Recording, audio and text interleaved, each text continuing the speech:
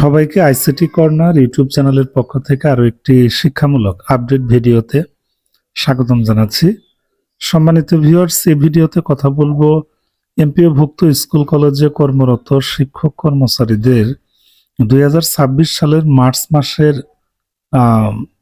বেতনের বিল সাবমিট সংক্রান্ত বিষয় নিয়ে।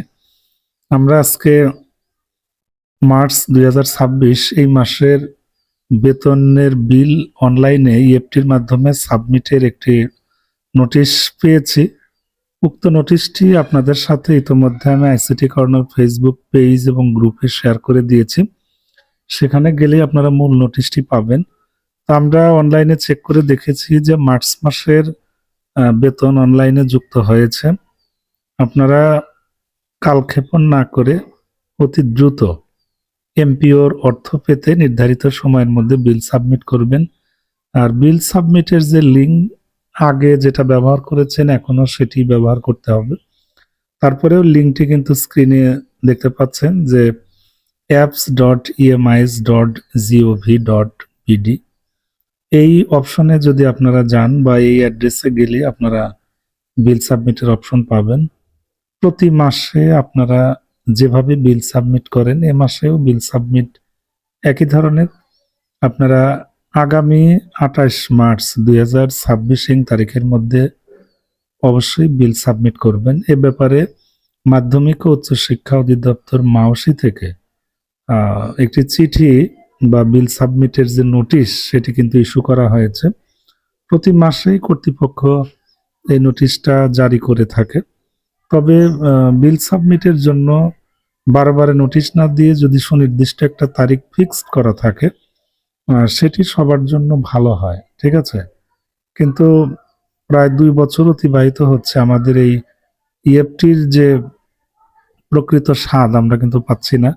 দেখা যাচ্ছে যে অনেক প্রতিষ্ঠান নির্ধারিত সময়ের মধ্যে বিল সাবমিট করে না, আবার আমাদের বেতন ইএফটিতে পেতেও বিলম্ব হয়। ঠিক আগে বেতন পেতে যে মাসের 10 তারিখ লেগে যেত, ইএফটির ক্ষেত্রেও কিন্তু একই হয়েছে, শুধু সিস্টেমটা একটু চেঞ্জ হয়েছে, ব্যাস এতটুকুই।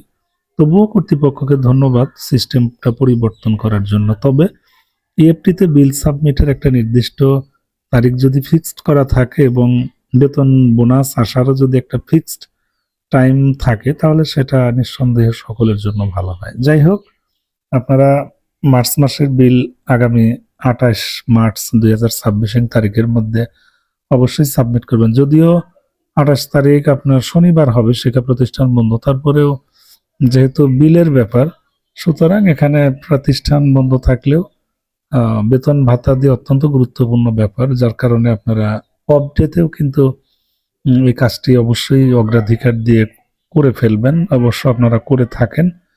সো চিঠিটা কিন্তু আমি ইউটিউবে দিচ্ছি না, ওটা ফেসবুক পেজ এবং গ্রুপে সেটি দেওয়া আছে, ঠিক আছে। আপনারা ফেসবুকে যদি আইসিটি কর্নার লিখে সার্চ করেন, আইসিটি কর্নারের যে লোগো আছে আমার চ্যানেলে, ঠিক ওই লোগোটা কিন্তু পেজে এবং গ্রুপেও দেওয়া আছে। আপনারা পেজে ফলো দিয়ে যুক্ত থাকবেন, গ্রুপেও জয়েন হয়ে থাকবেন, কারণ আপডেট তথ্যগুলো আমি ওই পেজ বা গ্রুপেও কিন্তু শেয়ার করে থাকি, ঠিক আছে।